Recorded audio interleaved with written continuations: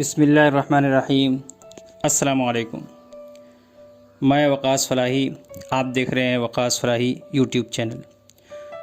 नाज़रीन, मैंने यूट्यूब पर 2 चैनल बनाए हैं।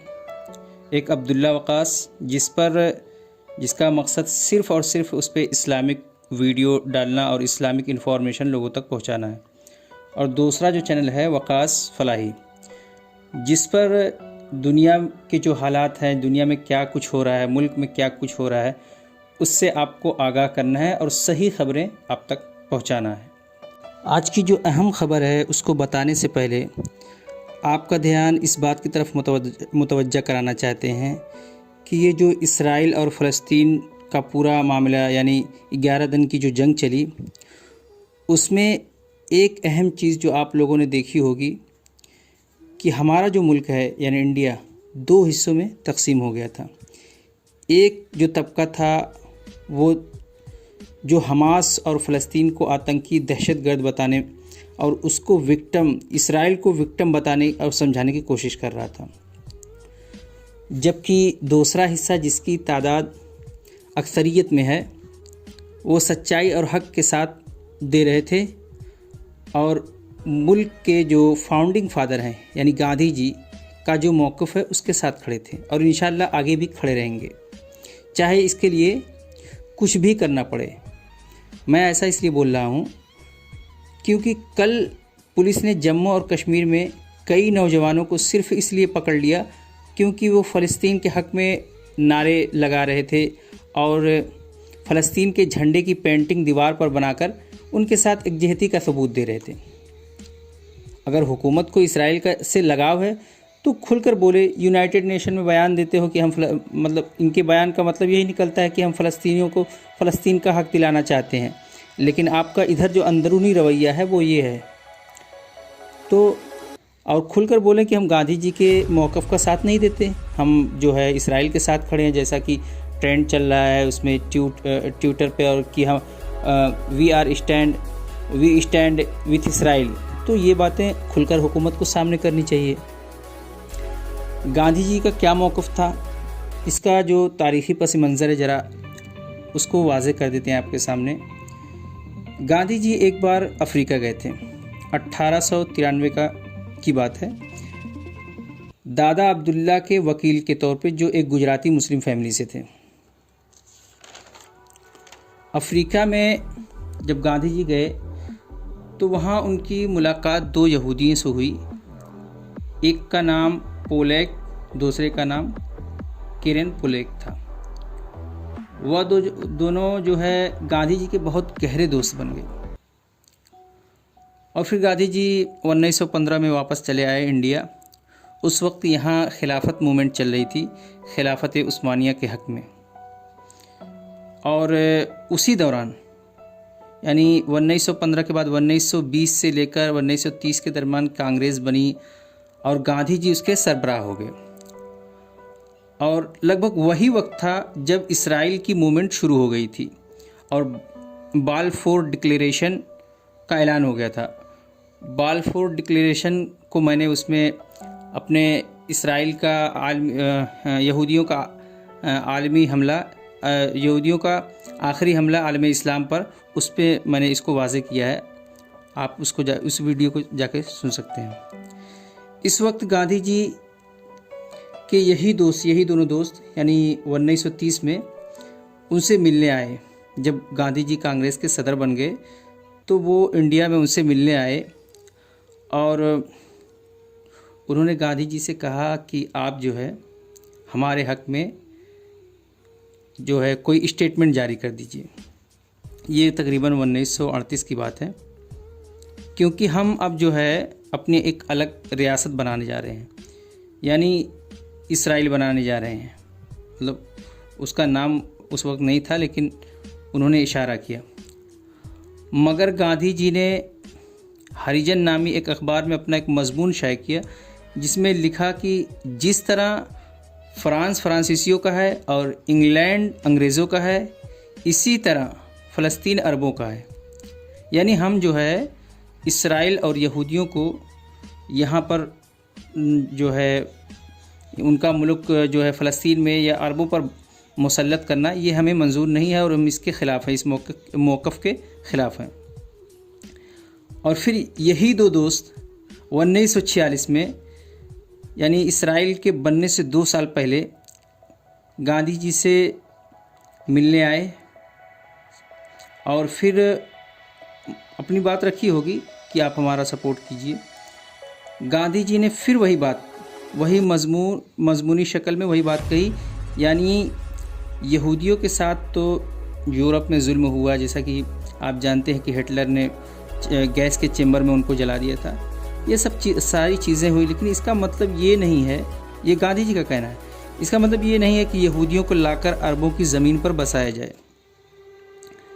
और इंडिया का, गांधी जी के बाद इंडिया का यही मौक़िफ़ 1992 तक चलता रहा कि भारत ने इसराइल को तस्लीम नहीं किया।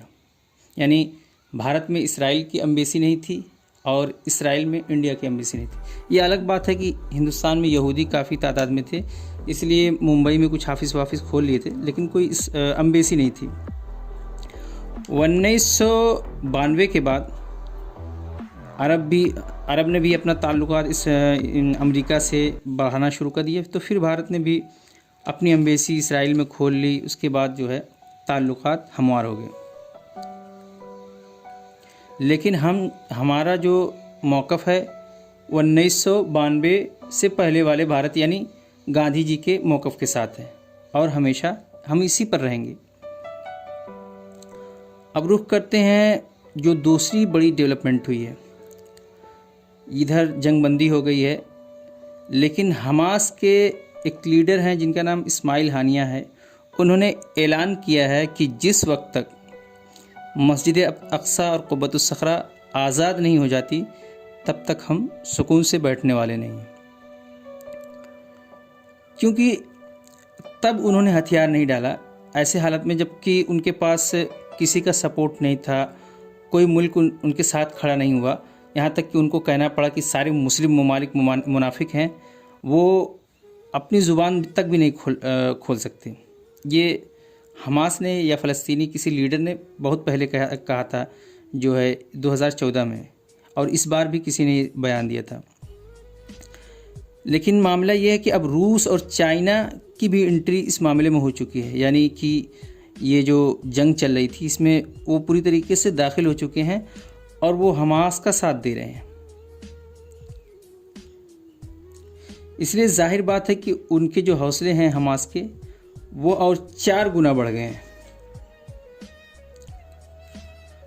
और दूसरी जो बात है कि जो मुस्लिम ममालिक जो अभी तक अमेरिका या इसराइल के से अंदर खाते दोस्तियां बढ़ा रहे थे और ये जो है मतलब मिला जुला बयान कि ये बंद कर देना चाहिए, हमास को भी रुक जाना चाहिए, इसराइल को भी रुक जाना चाहिए, खुलकर मतलब कोई बात नहीं कह रहे थे, उन्होंने भी रूस को मुबारकबाद दी है जो उसने जंग रुकवाई। जंग कैसे रुकी हम ये पिछले वीडियो में गुफ्तगू कर चुके हैं, लेकिन आपको बता देते हैं कि कल जो है इसराइली रूस के वज़ीर ख़ारजा और अमेरिका के वज़ीर ख़ारजा ब्लिंकन आइसलैंड में उनकी मुलाकात हुई थी।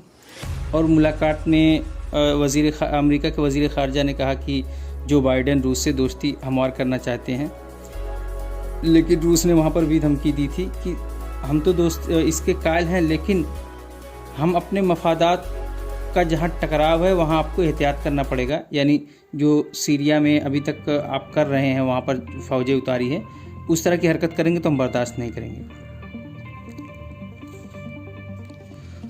और दूसरी तरफ चाइना ने भी कहा है कि हम गज़ा में इंफ्रास्ट्रक्चर यानी कि रोड और बिल्डिंगें जो भी टूटी हैं उसको निर्माण करना चाहते हैं, उसको बनाना चाहते हैं और हम ज़्यादा इन्वेस्ट करना चाहते हैं। अब सोचें कि आप ये बात समझ लें कि अगर चीन और रसिया गज़ा में फ़लस्तीन में जाके बैठ जाते हैं और अपनी इन्वेस्ट करते हैं, तो क्या इसराइल वहाँ बमबारी करके निकल सकता है?